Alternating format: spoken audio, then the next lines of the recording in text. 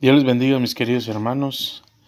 Quería hacer esta clase de hermenéutica. Ahora quisiera hacer la número 3 en audio para que podamos tenerla como guía y poder avanzar un poco más a las clases.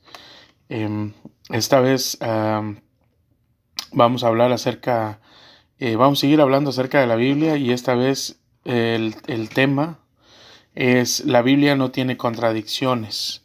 Muchas veces las personas no se acercan a la Biblia porque dicen que está llena de contradicciones, o no la quieren leer porque dicen que está llena de contradicciones, y en vez de ayudarles los va a alejar de la de acerca de buscar la comunión con Dios en el estudio de la palabra, cuando en realidad eso es algo que es totalmente equivocado, porque pues si con esa intención Dios hubiera hecho la escritura, imagínense, pues aún así ni los eruditos ni nadie hubiera podido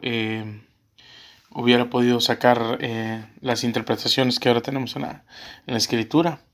Pero también se habla mucho, cuando habla uno acerca de eso, de que no puede uno interpretar la escritura, y que tiene muchas contradicciones. Muchas de las veces hablan de un versículo bíblico también que dice que la mucha letra mata, cuando ese versículo bíblico también está muy sacado de contexto, porque en realidad los textos originales no habla acerca de que si escudriña la escritura, eso te puede llegar a matar. Eso es un error grandísimo, porque entonces, ¿por qué Dios haría algo que nos haría daño? Algo que Él mismo recomienda, pero que nos haría daño. Entonces, en realidad ese texto bíblico habla acerca de que no podemos confiar en la ley para salvación, sino en lo que Cristo hizo en la cruz del Calvario. Por eso dice que la letra mata. O sea, ¿cuál letra? La letra de la ley. La letra mata, dice, pero el Espíritu vivifica. ¿Cuál Espíritu? El Espíritu Santo. Somos sellados por el Espíritu Santo. Entonces, lo que nos da la salvación es el sello del Espíritu Santo en nosotros por medio de Jesucristo. Entonces, dando esta pequeña explicación acerca de que no hay problema si nosotros investigamos en la Biblia o leemos la Escritura, porque en realidad no contiene contradicciones.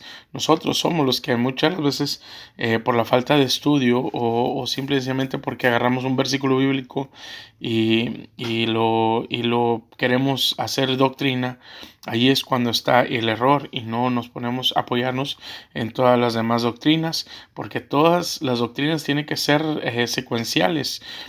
No puede haber una doctrina fuera de lo que o ajena acerca de las demás doctrinas. Todas tienen que encajar perfectamente, como si fuera un reloj de bolsillo, todos los engranes engranando perfectamente para que pueda tener una funcionalidad que da el mismo reloj. Asimismo, la escritura. Todas las piezas tienen que encajar perfectamente para que puedan dar la funcionalidad que se necesita. Entonces, la Biblia no contiene contradicciones. Las contradicciones nosotros mismos no las inventamos. Y ahí es donde está el error. Por eso hay tantísimas denominaciones. ¿Por qué? Porque toman un versículo bíblico y lo hacen doctrina, sacándolo de contexto, y ahí es donde está el error. Pero gracias a Dios por esta herramienta que es la hermenéutica, por la cual nosotros podemos comprender y podemos atesorar lo que es la escritura, la verdadera escritura, de la que es la palabra de Dios. Amén. Entonces, el título es: la Biblia no tiene contradicciones. Inciso A: cuando la Biblia se encuentra con supuestas contradicciones, es necesario tener que buscar un tercer texto que nos ayude a esclarecer cualquier supuesta contradicción. Ejemplo número 1. Más en estos tiempos de que cualquier persona puede tomar un micrófono, puede tomar una cámara y puede sacar un video y lo sube a las redes sociales o a las plataformas de videos, dando consejos, dando asesoría, o queriendo adoctrinar, que ha sido muy fácil ya en este tiempo, de que cualquiera puede sacar videos de lo que se le antoje o de lo que cree que es correcto. En este caso estamos hablando de la Escritura. Eh, Han dicho que el arrebatamiento y la segunda venida de nuestro Señor Jesucristo es el mismo evento. Dicen que es el mismo evento, cuando en realidad la Escritura no dice eso, pero pues, son personas que les ha faltado escudriñar bien las Escrituras y que puedan entender bien que son dos eventos diferentes. Por ejemplo, dicen que el arrebatamiento está escrito en Apocalipsis capítulo 1 versículo 7, porque ahí dice que Jesús viene en las nubes. Déjenme lo leo. Apocalipsis capítulo 1 versículo 7 dice: He aquí viene con las nubes, y todo ojo le verá, y los que le traspasaron, y todos los linajes de la tierra harán lamentación por él. Sí, amén. Entonces decimos que cuando venga Jesús en el arrebatamiento, lo vamos a ver en las nubes. Y sí, porque todo ojo le verá. Pues realmente eh, el versículo bíblico no está hablando acerca del arrebatamiento. El versículo bíblico está hablando de la venida, de la segunda venida de nuestro Señor Jesucristo para establecer su reino milenial. Eso no se refiere a eso. Incluso estaba profetizado en Zacarías capítulo 14 en el Antiguo Testamento, y aquí está la explicación de ese versículo bíblico. Zacarías capítulo 14, versículo del 3 al 4. Dice: Después saldrá Jehová y peleará con aquellas naciones, como peleó el día de la batalla. Y se afirmarán sus pies en aquel día sobre el monte de los olivos que están enfrente de Jerusalén, al oriente, y el monte de los olivos se partirá por en medio, hacia el oriente y hacia el occidente, haciendo un valle muy grande, y la mitad del monte se apartará hacia el norte y la otra mitad hacia el sur. Ahí no está hablando que la iglesia está siendo arrebatada ni nada de eso. Está hablando de que vamos a mirar a nuestro Dios, o en este caso los que se queden en la gran tribulación, porque recordemos que bueno, voy a hacer un pequeño paréntesis para poder ilustrar un poco más acerca de hacernos a la idea de lo que va a estar sucediendo en estos tiempos. La iglesia es arrebatada, y luego después empieza la última semana, según las 70 semanas profetizadas profetizadas de Daniel. La última semana, que son el tiempo de la tribulación o la angustia de Jacob, es cuando Dios va a tratar grandemente con el pueblo de Israel. Al final de la gran tribulación es cuando se miran estos acontecimientos, donde dice que Jerusalén va a ser rodeada por sus enemigos, por todo el mundo, porque recordemos que Israel es piedra de tropiezo a todas las naciones. Entonces el anticristo va a estar muy molesto porque no recibirá la adoración en el templo, porque él siempre ha querido ser Dios, y él siempre ha querido ser Dios y ha querido la alabanza de las personas. Entonces mucha gente del mundo lo va a aceptar. Por eso se van a dejar poner la marca. Pero en cuestión de Israel, ellos, cuando se den cuenta que en realidad él se está haciendo pasar por Dios, entonces ahí es cuando ellos se levantan y no permiten que él se siente en el trono de Dios haciéndose pasar por Dios. Y ahí es donde el anticristo habría hecho la abominación desoladora que también profetizó Daniel, y también nos enseña nuestro Señor Jesucristo en Mateo 24, abominación desoladora. Entonces, al final, esos son cuando se cumplen las 3 semanas y media, o sea, sí, la mitad de los 7 años. Entonces, cuando eso acontece, el mismo anticristo se levanta en contra de Israel y trata de buscar destruir a Jerusalén. Entonces, porque no lo recibieron. Entonces ahí es cuando ellos dice en Zacarías 14, unos versículos antes, dice que va a ser rodeada la ciudad de Israel de Jerusalén, perdón, va a ser rodeada por los ejércitos del anticristo. Son únicos las naciones. Entonces ahí, ya a punto de ser destruida Jerusalén, llega el Salvador nuestro Señor Jesucristo, derrotando a los ejércitos del anticristo. Y ahí es donde dice que la bestia y el falso profeta son lanzados al lago de fuego y Satanás es atado en una especie de prisión, atado por un ángel, y va a ser soltado hasta que se cumplan los 1000 años, hasta que se termine el tiempo del milenio. Entonces, ahí no vemos a la iglesia, no vemos que la iglesia sea arrebatada. Habla de la venida de nuestro Señor Jesucristo poniendo su pie en el Monte de los Olivos. Ahí es donde nosotros nos damos cuenta que en realidad está hablando de la venida de nuestro Señor Jesucristo. Y como ya le expliqué, la venida de nuestro Señor Jesucristo es hasta después hasta el final de la última semana que profetizó Daniel. Entonces, es como estamos hablando acerca de que si no podemos comprender un texto, tenemos que buscar un tercer texto que afirme lo que estamos diciendo, lo que estamos enseñando, la doctrina, pues. Y lo invito a que busque Hechos capítulo 1, versículo 10 al 11. Del versículo del 10 al 11. Y dice esta palabra: varones galileos. Estos son los dos ángeles. Al momento de la ascensión de nuestro Señor Jesucristo hacia el cielo, dice que bajan dos ángeles dos varones con vestiduras resplandecientes. Entonces estos, cuando los apóstoles se quedan viendo cómo nuestro Señor Jesucristo va subiendo lentamente hacia las nubes, mire lo interesante, va subiendo lentamente. Es una similitud, dice en Apocalipsis capítulo 1, versículo 7, lo que leímos anteriormente, dice que, dice, aquí viene con las nubes y todo ojo le verá. Sí, va descendiendo poco a poco. En Hechos va subiendo y en Apocalipsis va descendiendo. Y vamos, le voy a enseñar que este versículo bíblico está acorde con los otros dos que ya habíamos estado leyendo.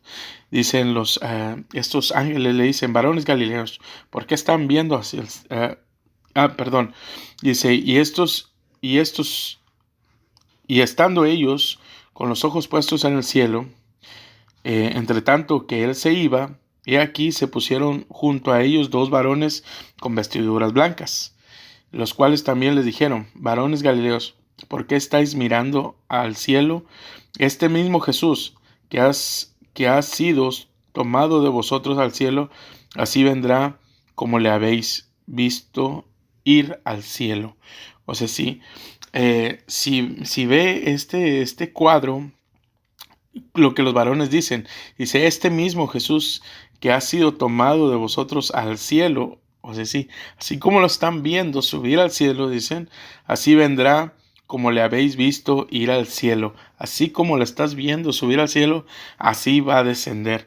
Y así nos muestra el apóstol Juan lo que él vio en Apocalipsis capítulo 1, versículo 7, en la profecía que nuestro Señor Jesucristo le mostró al apóstol Juan. Entonces, vemos que es el mismo evento, los de los 3 versículos bíblicos, es el mismo evento, y no se refiere al arrebatamiento, se refiere a la venida de nuestro Señor Jesucristo. Ahora, vamos a ver los versículos bíblicos que apoyan acerca de la venida de nuestro Señor Jesucristo. Bueno, perdón, que nos enseñan la manifestación en las nubes de nuestro Señor Jesucristo. Y aquí hay que poner muchísimo cuidado y usted se va a dar cuenta de que en realidad son dos eventos muy diferentes.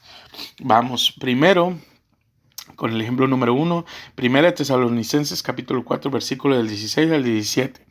Dice textualmente, versículo 16: porque el Señor mismo, con voz de mando, con voz de arcángel y con trompeta de Dios, descenderá del cielo, y los muertos en Cristo resucitarán primero. Luego nosotros, los que vivimos, los que hayamos quedado, seremos arrebatados juntamente con ellos en las nubes para recibir al Señor en el aire, y así estaremos siempre con el Señor. Entonces, chéquele este evento. Dice, lo que nos muestra, dice que los muertos en Cristo van a resucitar primero. van a resucitar primero, es decir, los que están, los cuerpos que están descansando en las tumbas, las almas están con nuestro Señor Jesucristo. Recordemos, el apóstol Pablo muchas veces decía, ausente del cuerpo, pero presente en el Señor. ¿A qué se refería? Corporalmente, no, el cuerpo del apóstol Pablo fue decapitado y no sé dónde se encuentran sus restos, solo Dios lo sabe, pero el día que resuciten los muertos primero, el apóstol Pablo va a bajar su espíritu, su alma, va a bajar, a agarrar su cuerpo para que sea un cuerpo glorificado y transformado como el cuerpo de nuestro Señor Jesucristo. Recordemos que nuestro Señor Jesucristo cuando fue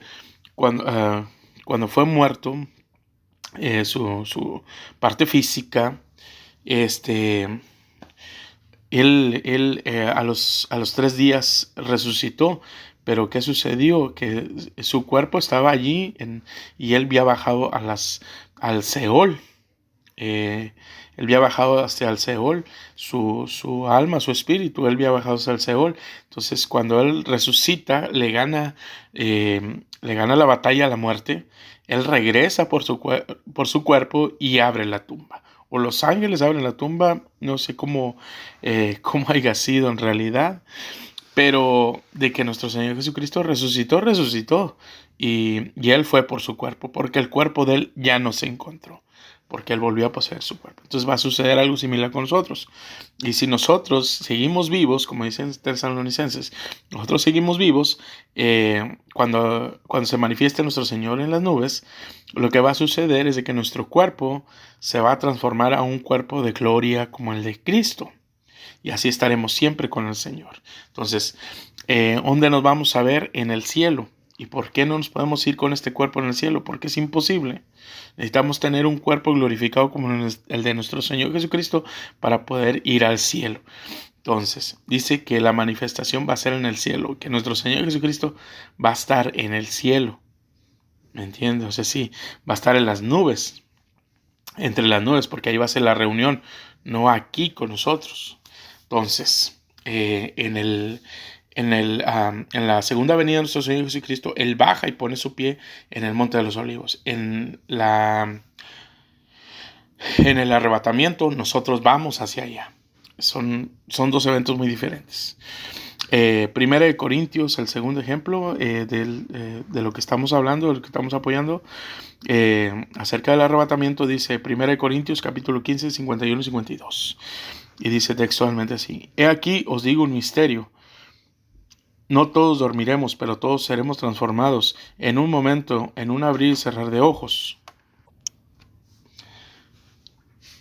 Primera de Corintios 15, 51 y 52. Dice: He aquí os digo un misterio.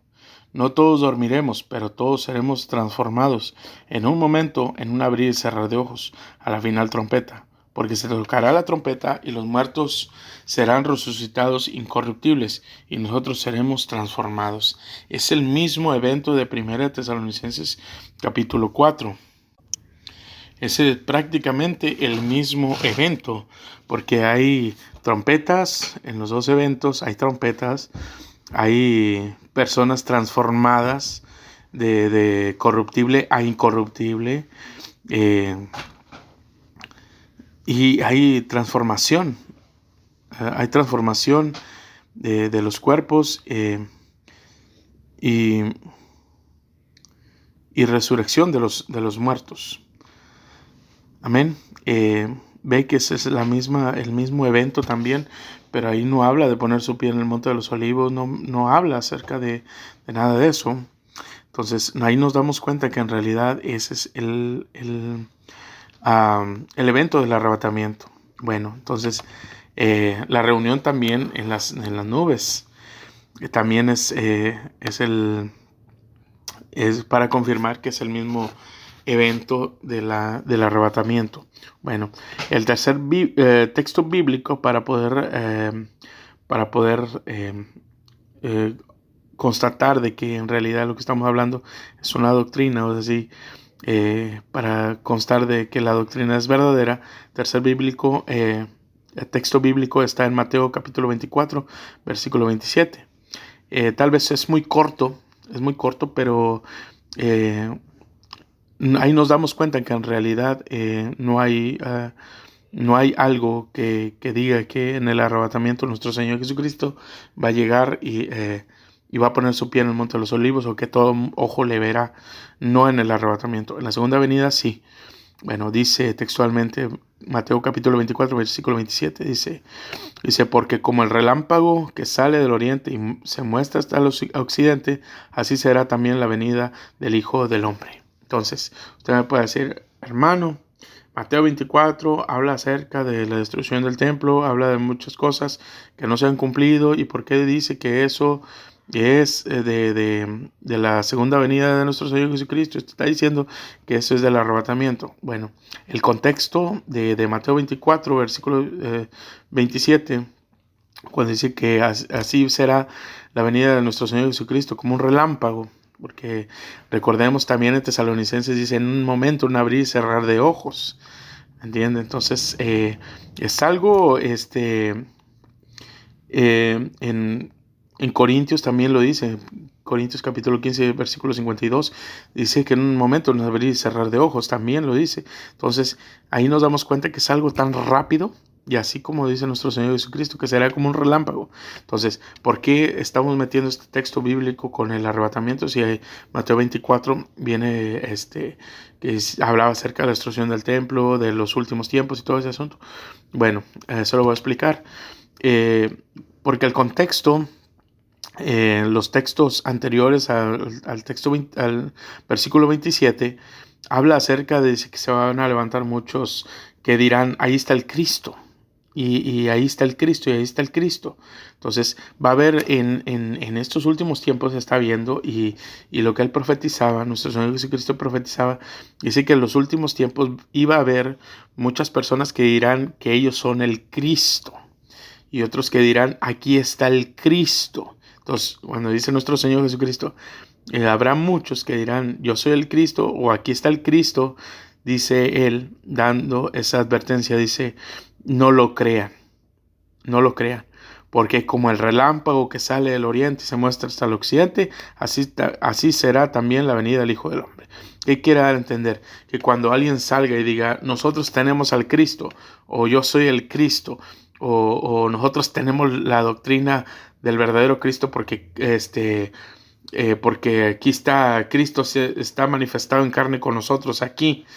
Eso dice nuestro Señor Jesucristo. Va a haber personas que lo digan así, de esa manera, pero no lo crean, porque la única manera cuando yo venga, o el próximo evento que va a demostrar cuando yo venga, es cuando yo regrese como un relámpago que se va a mostrar del oriente hasta el occidente.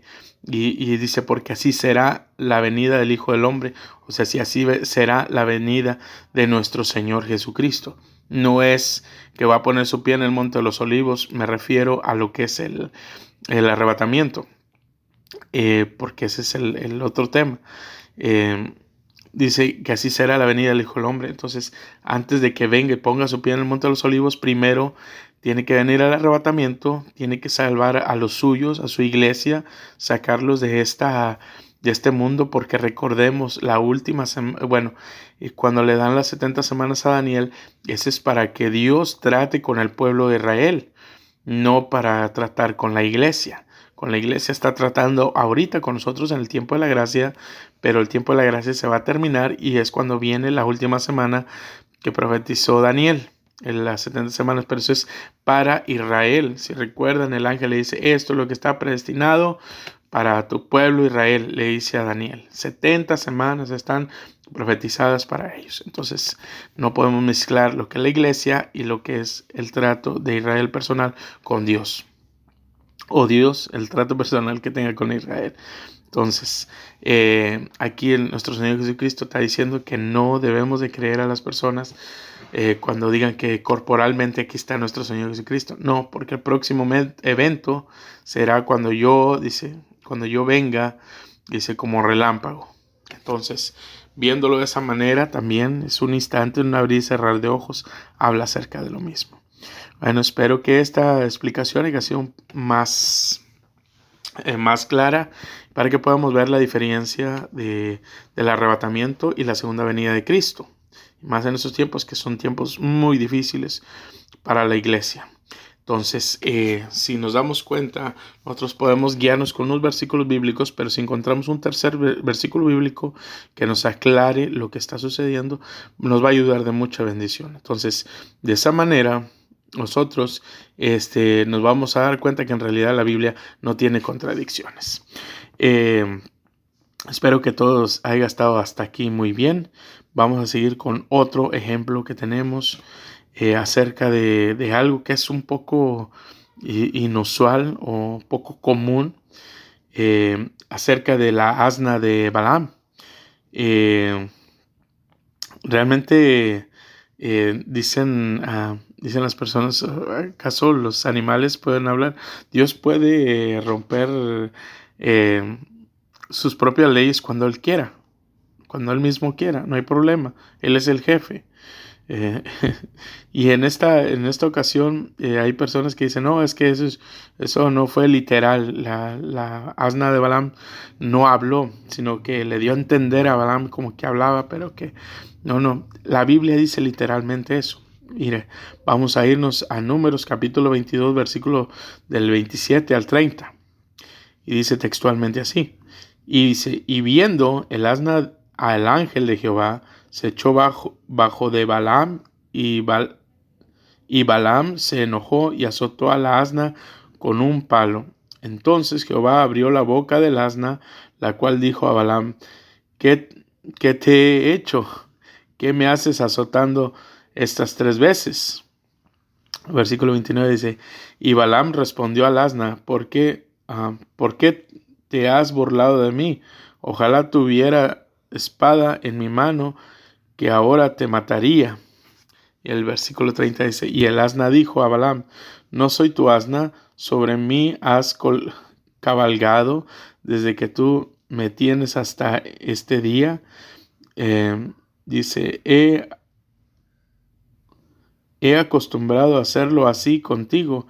Y él respondió, pues no, pues realmente no es algo que Balaam haya estado acostumbrado a escuchar que la asna le hablara, o que haya sido mal, que le haya tratado mal el asna a Balaam, sino hasta ese mismo momento. Y ahí es cuando le explica, dice, lo que pasa es de que acabo de ver que un ángel tiene una espada desenfundada enfrente de nosotros, y tú no la estás viendo, yo se la estoy viendo y te estoy cuidando. Y muchos dicen, no, es que eso es algo alegórico. Entonces, no, eh, eh, no puede ser de esa manera, porque en realidad la Biblia dice que así fue, pero dicen, no, pues ¿qué explicación tiene? Porque en realidad las asnas no hablan, pero si ve, dice que Dios abrió la boca del asna para que hablara, o sea, si le dio palabra para que pudiera hablar. ¿Y cómo podemos entender de que en realidad eso sea cierto? Y no es algo que pues realmente lo podemos tomar alegóricamente, sino que podemos tomar lo que sea algo literal, porque la explicación está en 2 de Pedro capítulo 2 versículo 15 al 16, y dice textualmente así, dice, han dejado el camino recto y se han extraviado siguiendo el camino de Balaam, hijo de Beor, el cual amó el premio de la maldad. Eso se refiere acerca de los falsos maestros, de los falsos maestros que iba a haber en los últimos tiempos, y que está habiendo, porque nosotros estamos en los últimos tiempos. Y dice que han dejado el camino recto, han dejado el camino que debería ser correcto delante de Dios. Entonces, dice, al cual amó el premio de la maldad. Dice, y fue reprendido por su iniquidad, pues una muda bestia de carga habló con voz de hombre y refrenó la locura del profeta. ¿Se da cuenta, mi querido hermano, que en realidad sí hubo que la bestia de carga, dice, la muda bestia de carga, habló con voz de hombre? Entonces podemos decir que eso es algo literal. Sucedió para poder frenar la locura de ese profeta. Entonces, después de eso, después de que el profeta, la asna le habla y el ángel se le aparece, después él, como iba a ser premiado por maldecir al pueblo de Israel, después dice, todo lo que me diga Jehová es lo que voy a hacer. Entonces, cuando dice eso, realmente literalmente, después de todo lo que vivió, se da cuenta que en realidad, no hay Dios más poderoso y lo único que él tiene que hacer es bendecir lo que Dios ya ha bendecido. Entonces, de ahí nos damos cuenta que en realidad es cierto que que es cierto que una bestia, una muda bestia de carga, dice la escritura, frenó la locura del profeta.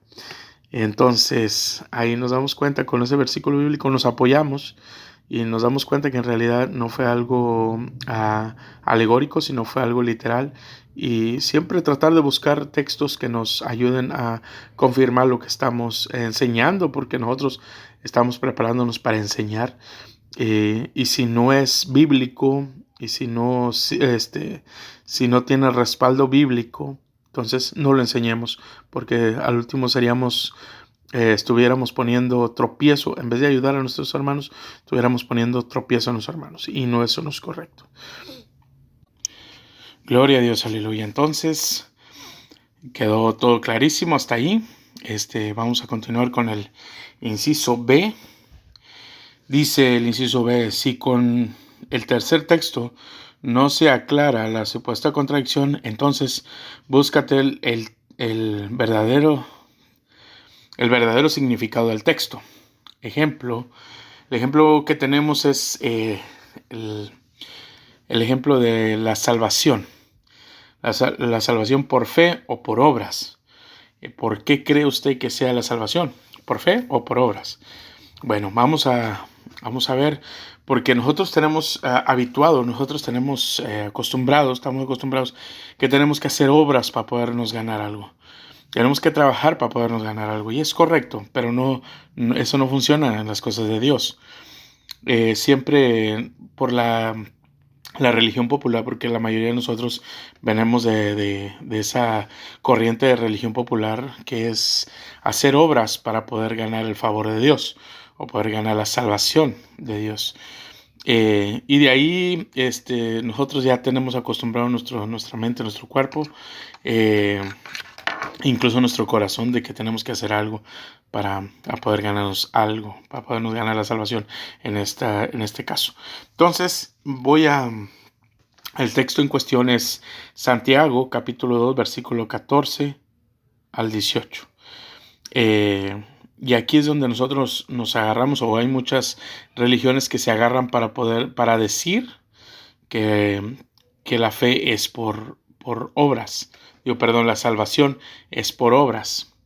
Y dice Santiago, textualmente dice así. Santiago capítulo 2, versículo del 14 al 18. El 14 dice: hermanos míos, ¿de qué aprovechará si alguno dice que tiene fe y no tiene obras?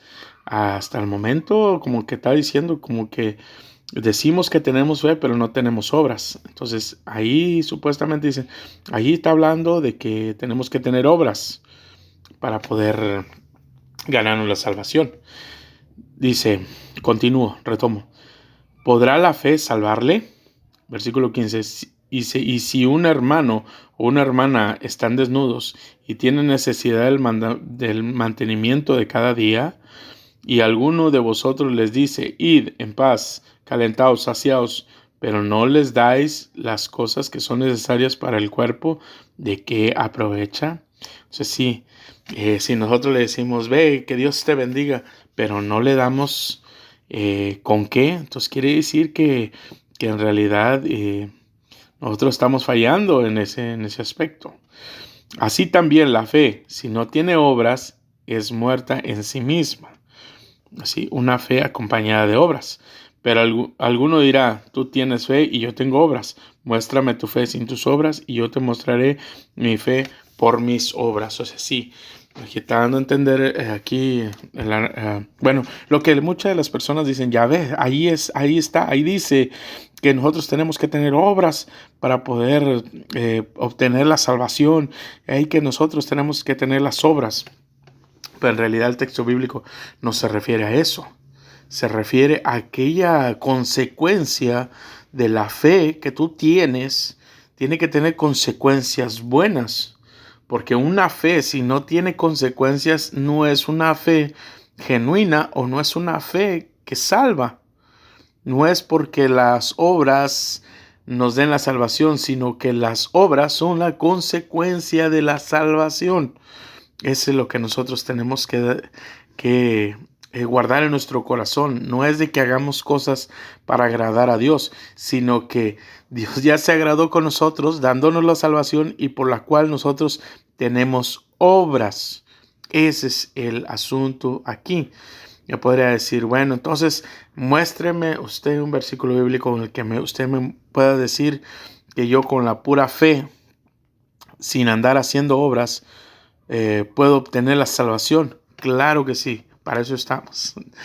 Efesios capítulo 2, versículo del 8 al 9 dice: porque por gracia sois salvos por medio de las obras. No, dice, por gracia sois salvos por medio de la fe. Y esto no es de vosotros, pues es don de Dios. Es don, o sea, es un regalo inmerecido de parte de Dios hacia nosotros, no por obras para que nadie se gloríe. Imagínense nada más un lugar de salvación donde nosotros podamos echarle en cara a las demás personas que nosotros dimos más dinero a la obra, que nosotros ayunábamos todos los días, que nosotros, orábamos con aquella devoción. Recuerde lo que sucedió con el fariseo y el publicano. El fariseo, él tenía la frente bien en alto, en medio, adelante en el lugar santo. Levantaba sus manos con aquella autoridad y decía: Señor, yo te doy gracias porque no soy como aquel publicano. Dice: yo diezmo todos los días, ayuno 3 veces a la semana, y obras. ¿Y él se fue justificado? No. El que se fue justificado fue el publicano que se arrodilló, se postró su cabeza hacia el suelo o se postró. Le dijo: Señor, yo no soy digno de estar aquí. Sé un salvador de mí, sé propicio a mí, que soy pecador. Y dice que al último él fue el que salió justificado. ¿Por qué? Por la fe que él tenía, no por las obras. Él no fue y le dijo: Señor, mira que te traigo un montón de dinero, y sé propicio a mí, que soy pecador. No, él traía su corazón rendido completamente. Y eso significa la fe, tener creer en Dios totalmente, confiada y totalmente, pero que Él nos va a recibir, o que Él va a recibir la adoración que le estamos dando. Porque sin fe es imposible agradar a Dios. Y ese hombre publicano fue lo que demostró ahí, de que reconoció que Dios es el único que lo puede perdonar, o es el único que nos puede perdonar. Era el único. Entonces, era y es, perdón. Entonces, si nos damos cuenta, en realidad por la fe, él se dio cuenta que en realidad hay un Dios y que él es galardonador de aquellos que le buscan y perdonador, pero él traía su corazón en la mano, y lo único que podía traer era un corazón contrito y humillado delante de Dios, y fue lo que hizo, y él salió justificado antes que aquel hombre que estaba mero adelante. Y creía en Dios aquel que estaba ahí adelante, sí, pero creía que sus obras lo iban a ayudar a ser agradable delante de Dios. Pero eso está incorrectísimo. Entonces, la fe tiene que ir acompañado de obras. Claro que sí, pero no es porque se necesiten las obras. Es una consecuencia de que ya somos salvos. Salen las obras. Podríamos decirlo de esa manera. Entonces, imagínense, dice en el versículo 9 de Efesios 2, dice: no por obras para que nadie se glorie. Así que no haya nadie que diga: yo soy más salvo que tú porque yo doy más obras. Para nada, eso no significa eso. Entonces, el tercer versículo que podemos encontrar está en Romanos capítulo 11, versículo 6, que nos ayuda un poquito más a despejar toda esta situación. Dice: y si por gracia, ya no es por obras, o sea, si es por el don de Dios, la gracia de Dios, ya no va a ser por obras. Dice, de otra manera, la gracia ya no es gracia. Y si por obras ya no es gracia, de otra manera la obra ya no es obra. O sea, sí, si nosotros queremos poner las obras por encima de la gracia, de la fe en Dios, entonces ya no es gracia. Pero si ponemos la gracia por encima de las obras, entonces ya estamos justificados delante de Dios. Entonces, examinemos bien todos estos versículos bíblicos para que se nos abra un poquito más el entendimiento, y así nos vamos a dar cuenta en realidad lo que la Escritura dice, para que no nos podamos revolver y aprenda esto de que, bueno, pues soy muy enfático en este asunto de no enseñar mal a los hermanos, sino siempre buscar el texto adecuado, el que está dentro de lo que es la voluntad de Dios, y no ser tropiezo para los demás hermanos, sino enseñar bien. Entonces, hasta aquí, espero que vayamos bien. Si no, regrese el video y no hay problema, acabo ahí está el video. Otro ejemplo, vamos a sacar otro ejemplo. Dios es un solo o es trino. Ahí ya habíamos hablado acerca de eso en un video anterior o 2 videos anteriores, no me recuerdo, pero ya habíamos hablado acerca de lo que es Dios, si es uno o son varios, pero era justo y necesario poder hacer un video acerca de esto, enfocándonos un poquito más a eso. Entonces dice, porque en realidad los unitarios o las personas que creen que es un solo Dios, así que no es un Dios trino, siempre sacan este texto bíblico. Dice Deuteronomio 6:4, dice, oye Israel, Jehová nuestro Dios, Jehová uno es. Entonces, creemos que sí, que nuestro Dios es uno. No está aparentado o sea, no tiene la misma, los santos del Nuevo Testamento o los santos del Antiguo Testamento no tienen compatibilidad con nuestro Dios. Fueron hombres que Dios usó, pero hasta ahí. O sea, sí, es un solo Dios en tres personas, Padre, Hijo y Espíritu Santo. Pero aquí dice que es Jehová, nuestro Dios uno es. Sí, pero en realidad cuando se refiere a eso, acerca de que es uno, no se refiere a que es un solo Dios totalmente, o sea, literalmente. Se refiere que es una unidad compuesta. Una unidad compuesta es como cuando es un matrimonio. Dábamos ese ejemplo en la última clase. Es un ejemplo porque yo y mi esposa somos uno delante de Dios. Entonces, a eso se refiere, una unidad compuesta. Es algo que Dios mira en uno solo. Amén. Entonces, ¿qué es lo que entonces quiere dar a entender? Dice, oye Israel, Jehová nuestro Dios, Jehová una unidad compuesta es. Así es como se debe de interpretar ese versículo bíblico de Deuteronomio 6:4. Bueno, entonces, si lo vemos de esta manera, que Dios sea uno, que Jehová sea el único, ¿entiendes? Sin Hijo y sin Espíritu Santo. Entonces, vemos los versículos bíblicos en los cuales nuestro Dios exalta por encima de todos, incluso por encima hasta de los ángeles, como dice en Hebreos capítulo 1 y capítulo 2, da una exégesis excelente acerca de la deidad de Cristo, y ahí nos muestra que en realidad Dios es uno con nuestro Señor Jesucristo y con el Espíritu Santo. ¿Por qué lo digo? Porque al momento de que en Mateo 28:19 nos da la gran encomienda a nuestro Señor Jesucristo, dice ir y hacer discípulos a las naciones, bautizándolos en el nombre del Padre, del Hijo y del Espíritu Santo. Ok, si en realidad Dios o Jehová fuera uno solamente y no tuviera la unidad compuesta, sería ir y hacer discípulos a las naciones, bautizándolos en el nombre del Padre. Y hasta allí. Pero en realidad se da cuenta la importancia que tienen las 3 personas de la Trinidad, para poder mostrarnos a nuestro Dios.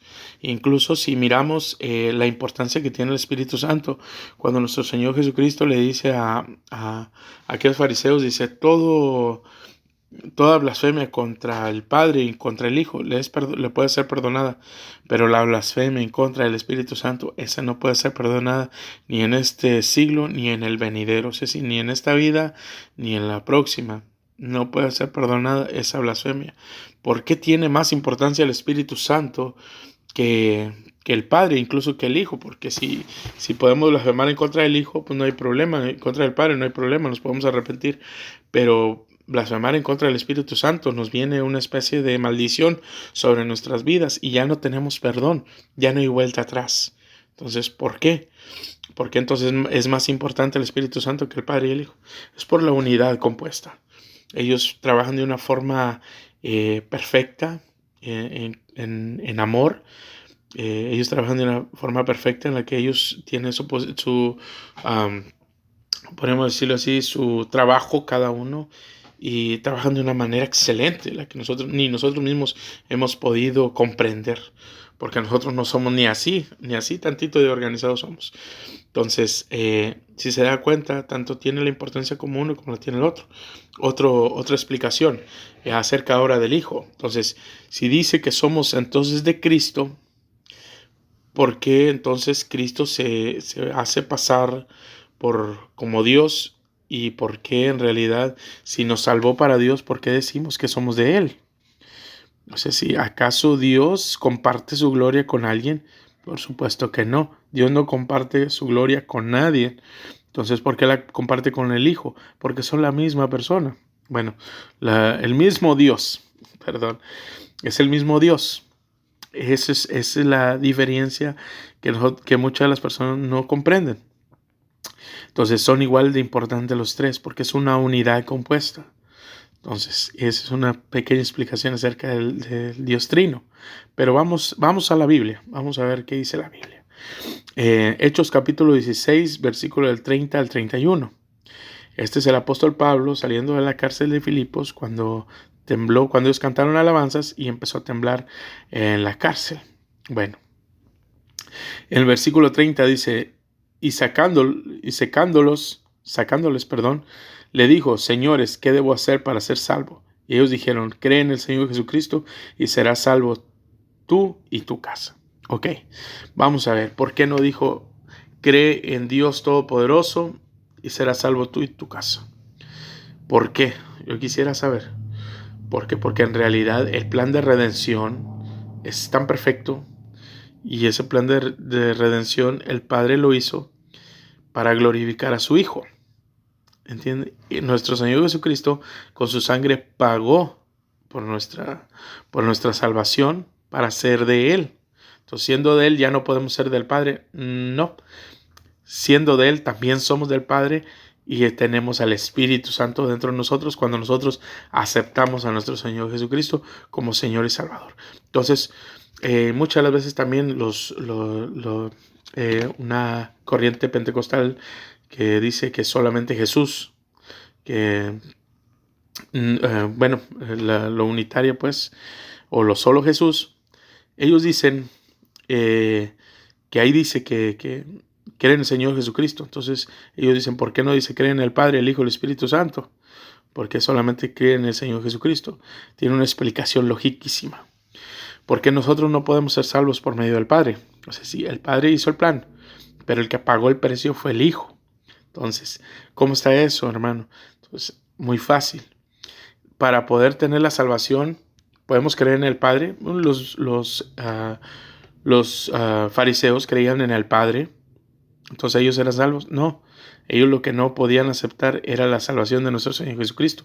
No querían, no es que no pudieran, sino que no quisieron. Entonces, ¿quién trae la salvación? Nuestro Señor Jesucristo. ¿Por qué? Porque es nuestro sacerdote delante de Dios, es nuestro abogado delante de Dios. Entonces, si nosotros creemos en el Señor Jesucristo, nosotros vamos a tener la salvación. Si nosotros creemos en el Espíritu Santo, no podemos tener la salvación, porque el Espíritu Santo no entregó su vida en la cruz del Calvario, sino que fue el Hijo. Y no podemos decir, Padre, si no tenemos primero a nuestro Señor Jesucristo en nuestros corazones, si no hayamos aceptado primero la salvación de nuestro Señor Jesucristo, porque el Padre no nos va a escuchar porque nosotros seguimos en nuestros delitos y pecados. Porque la justificación no es de nosotros, la justificación de nuestro Señor Jesucristo. Esa es la que estamos usando. Haz de cuenta que estamos usando nosotros la ID de nuestro Señor Jesucristo, no la de nosotros. Porque la de nosotros no se acepta en ningún lugar.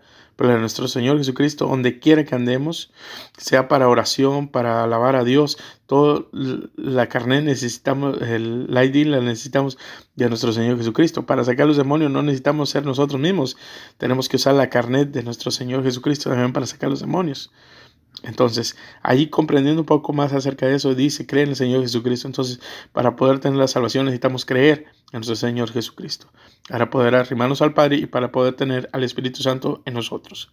Entonces, de ahí la explicación por qué nada más alude a nuestro Señor Jesucristo. Este es un libro narrativo. Hechos es un libro narrativo.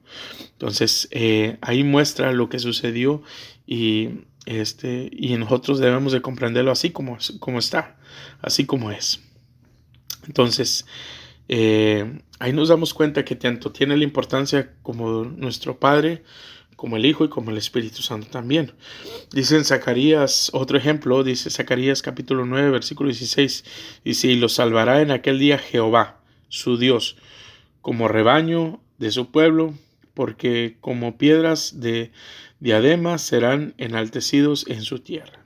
¿Quién es el que salva? Jehová Dios. ¿Quién es Jesucristo? Pues es el mismo, mi hermano. Es el mismo. Nosotros tenemos que comprender eso. Nosotros tenemos que poner en nuestra mente que es el mismo Dios. No dice que Baal nos va a salvar. No, para nada. Que Tamuz o no sé, algún otro de los dioses que adoraban los paganos nos va a salvar. No, dice Jehová. Es el mismo Dios. Ahí nos damos cuenta que en realidad es el mismo Dios.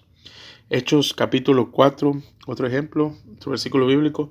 Hechos capítulo 4, versículo del 11 al 12. Y dice, este Jesús es la piedra reprobada por vosotros los edificadores, la cual ha venido a ser cabeza del ángulo. Y en ningún otro hay salvación, porque no hay otro nombre bajo el cielo dado a los hombres en que podemos ser salvos. ¿En el cual nombre?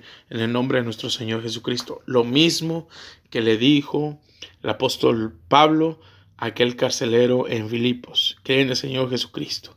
Y es el mismo Jesús, el mismo Jesucristo, el que nos da y el que provee la salvación. Porque no hay otro nombre dado bajo el cielo. El Espíritu Santo o el Padre, no, es el nombre de nuestro Señor Jesucristo. Bueno, ¿y quién es Él? ¿Por qué hacemos tanto énfasis en eso? Bueno, el siguiente ejemplo dice Juan capítulo 1 versículo del 1 al 2, dice, en el principio era el verbo y el verbo era con Dios y el verbo era Dios. Este era en el principio con Dios. O sea, sí, ellos han estado en la eternidad. En el principio, de cuenta, no es porque haya un principio, sino que desde la eternidad el verbo, es decir, nuestro Señor Jesucristo, ha estado con Dios. Y sí, dice, y el verbo era Dios. Bueno, y nuestro Señor Jesucristo no era de que era y ya no es, no, sigue siendo Dios, solamente que está hablando en un tiempo como si fuera un tiempo pasado.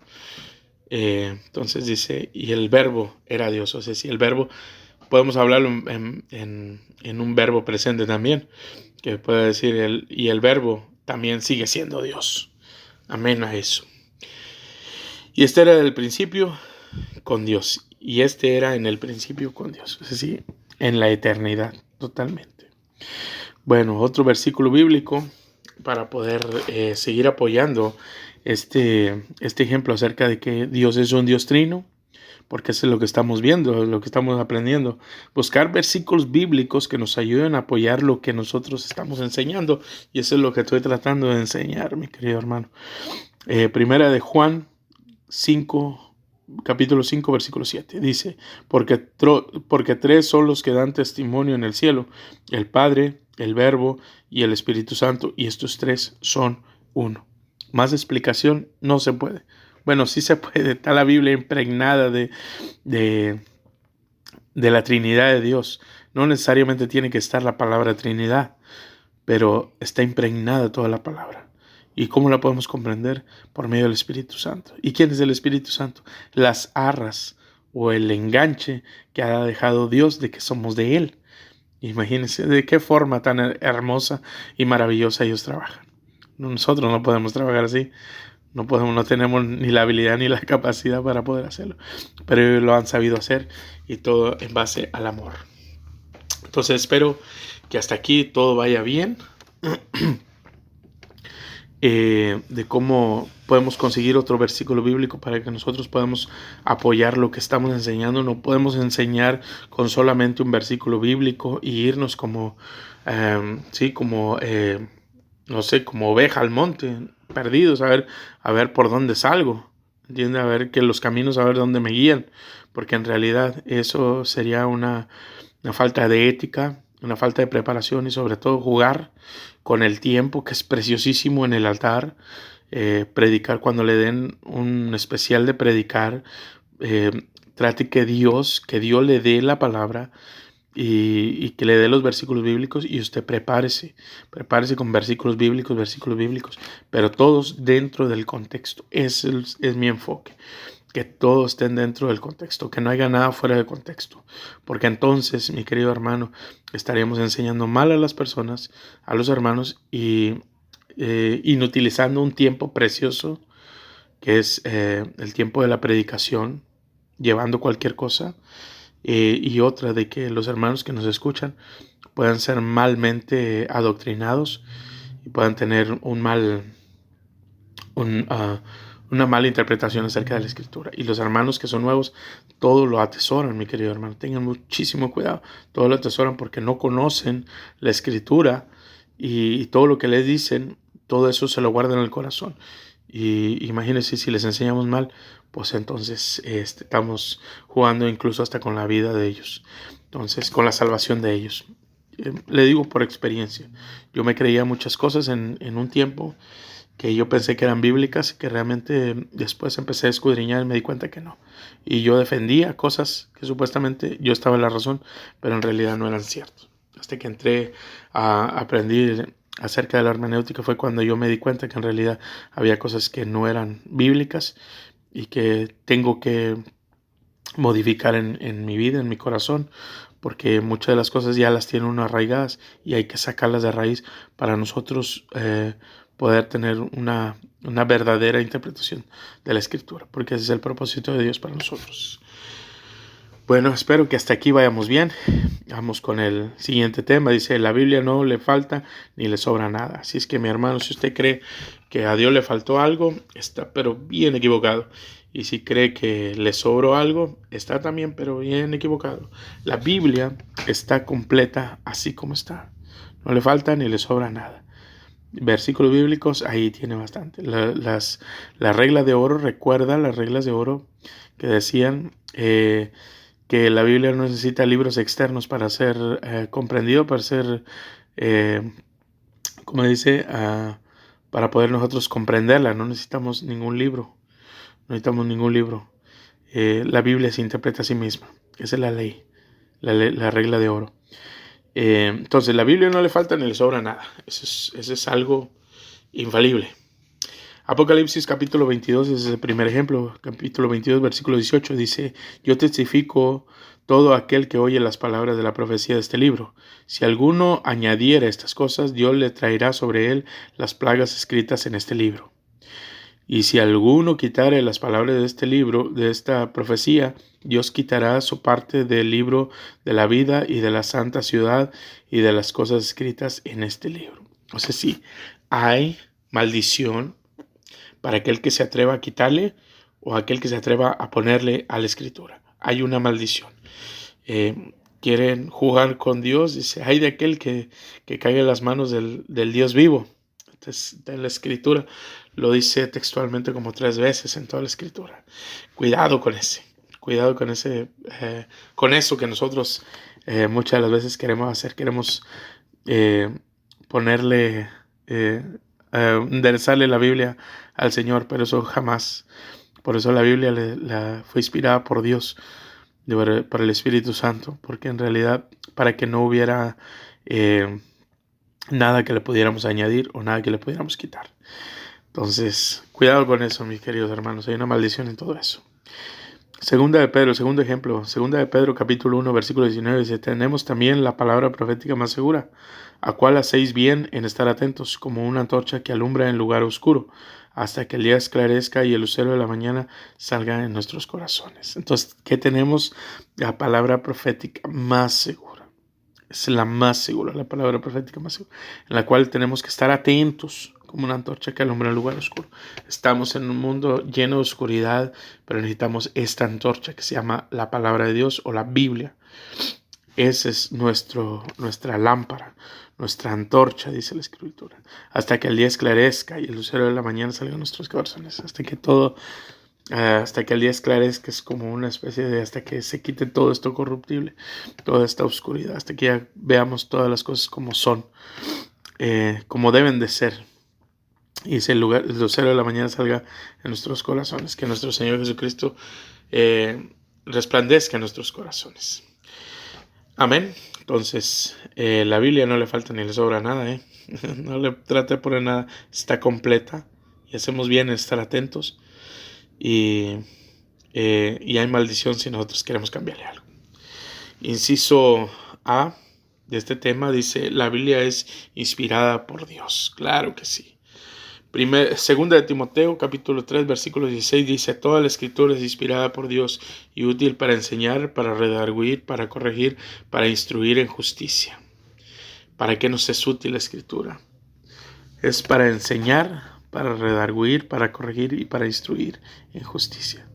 Entonces, toda la escritura es inspirada por Dios. Eso es lo que tenemos que entender. Toda la escritura no es inspirada por los que la escribieron. No, es inspirada por Dios.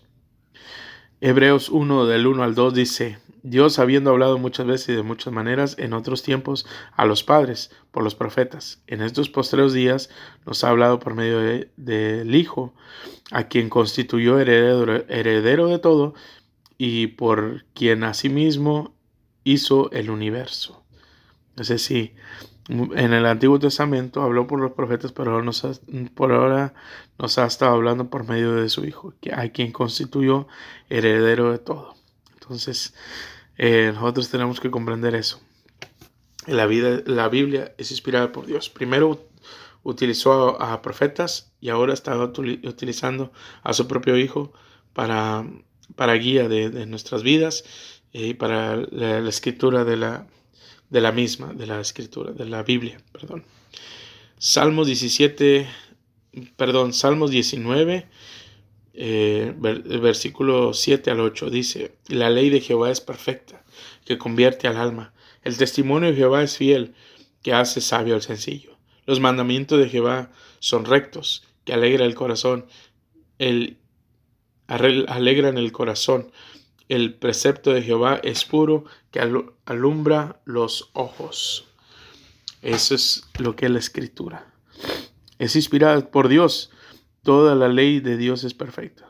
Entonces, estamos viendo que los mandamientos de Jehová son rectos, que alegran el corazón. Entonces, siendo de Dios la escritura, nosotros podemos tener confianza de que va a cambiar nuestras vidas.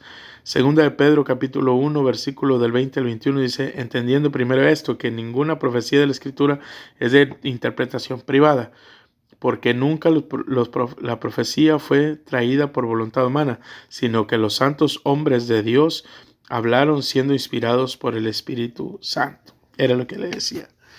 Fueron más de 40 autores, 66 libros, pero escritores, más de 40 escritores y 66 libros, y todos fueron inspirados por el Espíritu Santo de Dios.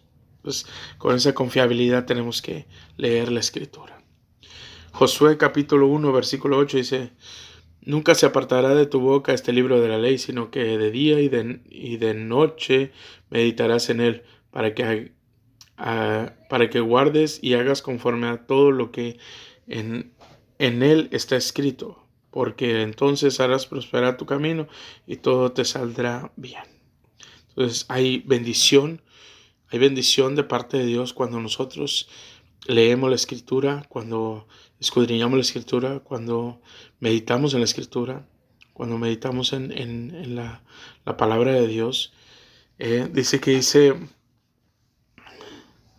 Él hará prosperar nuestros caminos, nuestro camino, y todo nos va a salir bien. ¿Por qué? Porque tenemos la Escritura, la palabra de Dios en nuestros corazones. Y el último ejemplo, mi querido hermano, el libro de Génesis. Bueno, usted se ha preguntado por qué el libro de Génesis es antes de Éxodo y por qué el que escribió el libro de Génesis hasta en los tiempos del Éxodo fue cuando nació.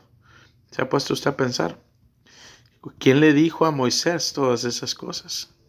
¿Quién le guió a Moisés para escribir desde los tiempos de Adán y Eva? Lo que fue las genealogías desde Adán, Set, y ahí todos los hombres hasta llegar hasta Noé, y luego de Noé donde viene Set y donde vienen donde viene Sem, Cam y Jafet, y donde se distribuyeron cómo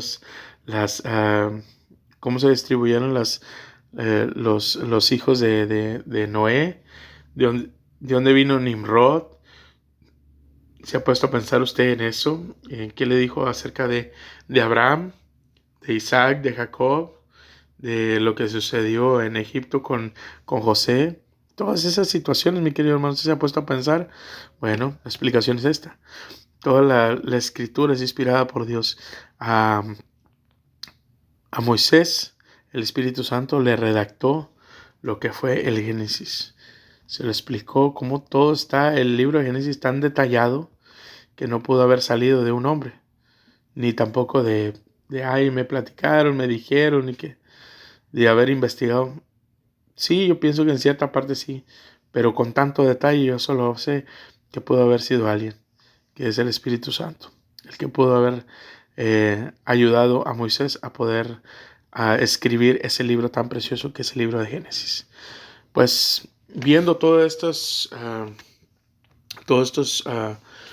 estas pruebas, mi querido hermano, espero que le ayude, le aliente a seguir escudriñando la Escritura. Recuerde, hay que usar la Biblia como debe de ser,